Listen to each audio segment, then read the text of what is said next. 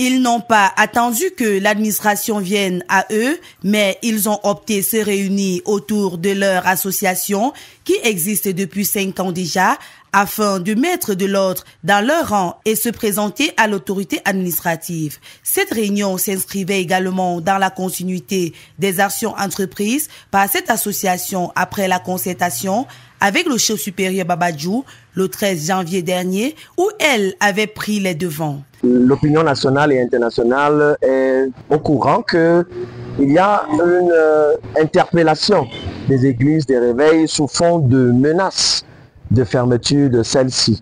Sans attendre que l'administration ait à nous interpeller, la parole de Dieu dit: jugez-vous vous-même, examinez-vous vous-même si vous êtes dans la foi. Il est question pour nous, en tant que leader, de prendre l'initiative et de nous remettre en question, de réfléchir, de faire un brainstorming. Qu'est-ce que les gens reprochent concrètement aux églises de réveil, aux serviteurs de Dieu?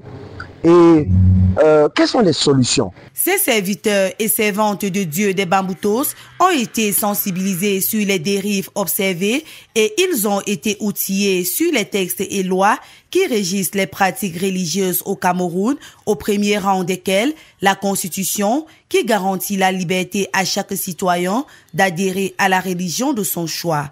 Et c'était l'occasion pour nous de sensibiliser, d'interpeller à plus d'éthique, d'interpeller à plus de responsabilité, afin que l'Église, au lieu d'être perçue comme un problème, soit désormais ce sel de la terre et la lumière du monde qu'elle est véritablement. Il était question aussi de revisiter les textes juridiques qui régissent l'activité religieuse, partant de la Constitution, où les droits fondamentaux de chaque citoyen sont sacralisés dès le préambule de la Constitution. Mais également, on a revisité la loi sur la liberté d'association et les responsabilités qui vont avec. La quiétude et la paix doivent continuer à régner. Les instructions ont été données. Les nuits de prière doivent être faites avec moins de bruit possible.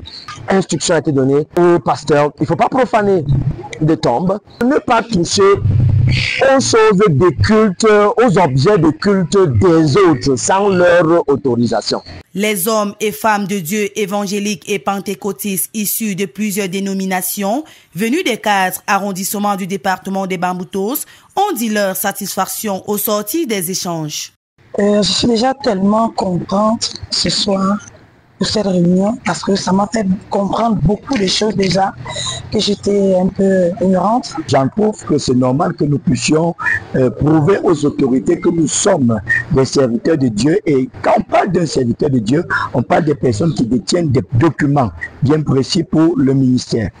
Je crois que cette conférence a été très bénéfique dans plusieurs domaines, de pouvoir être instruit sur ce que les textes de l'État, les textes du gouvernement recommandent. Je crois que cela, ça nous amènera à travailler encore en plus, je veux dire plus dans la sécurité, de savoir quelles sont les limites, qu'est-ce qu'on doit faire, qu'est-ce qu'on ne fera pas.